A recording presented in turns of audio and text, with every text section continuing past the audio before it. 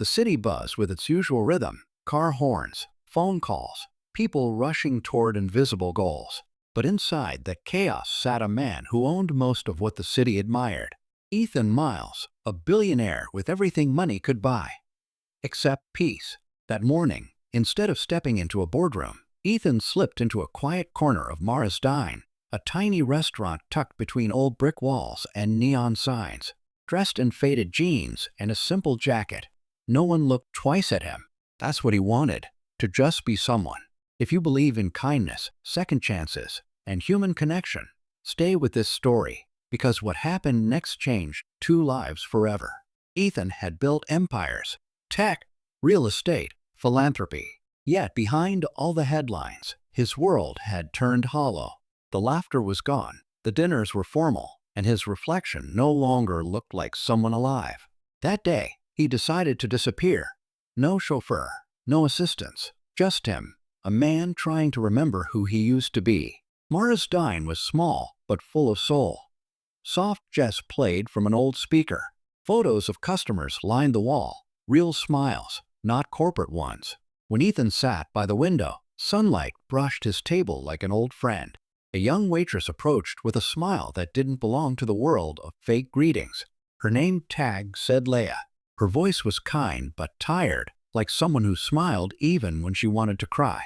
Ethan ordered a steak, medium rare. As she walked away, he noticed how carefully she balanced the tray, how her wrist trembled slightly every time she wrote an order.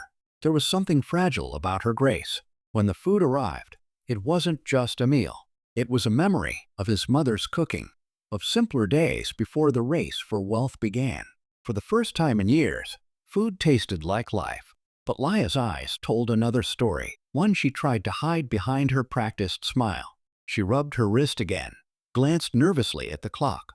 Ethan watched quietly, unsure why her struggle suddenly mattered to him so deeply. When he finished his meal, Leia handed him the bill with trembling hands, and something else, a folded note. She slipped it quietly under the paper, pretending nothing had happened.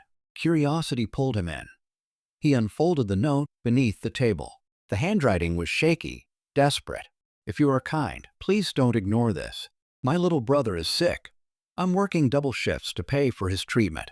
My manager said I'll be fired if I'm late again. I don't need pity, just a chance." Ethan froze. The words pierced through his walls, the billionaire armor that money had built around his heart. For the first time in years, he felt. He looked toward Leia. She was wiping a table, hiding tears with the same quiet strength his mother once had. When he left, he placed several bills on the table, not to show wealth, but because empathy suddenly felt more valuable than money. But as he turned to go, he noticed the manager, tall, cold, and cruel, scolding her harshly. Leia kept her head down, swallowing her pain. Ethan walked out in silence, but that night he couldn't sleep. The note replayed in his mind, not as words, but as a memory of every moment he had lost touch with kindness. He remembered his mother's tired hands and the stranger who once helped them when they had nothing. The next morning, Ethan returned, this time not as the quiet man in worn jeans, but as Ethan Miles, the billionaire the world knew. Leia froze when she saw him. The tray nearly slipped from her hand. He smiled gently and asked for the manager. Within minutes, the atmosphere shifted. Ethan spoke calmly but firmly.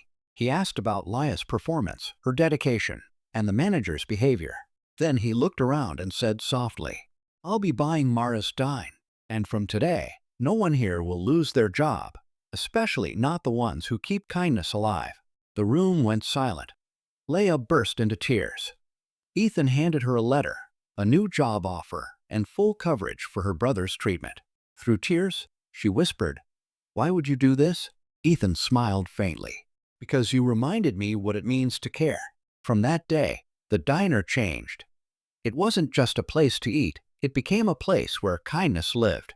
Leia's brother recovered, the staff flourished, and Ethan found himself returning often, sitting by the same window, ordering the same steak. Not as a billionaire escaping life, but as a man who finally remembered how to live. Because sometimes, the richest people are those who feel again.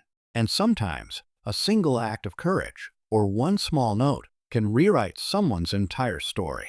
If this story touched your heart, please like, share, and subscribe to HOA Chronicles, because one act of kindness can change everything.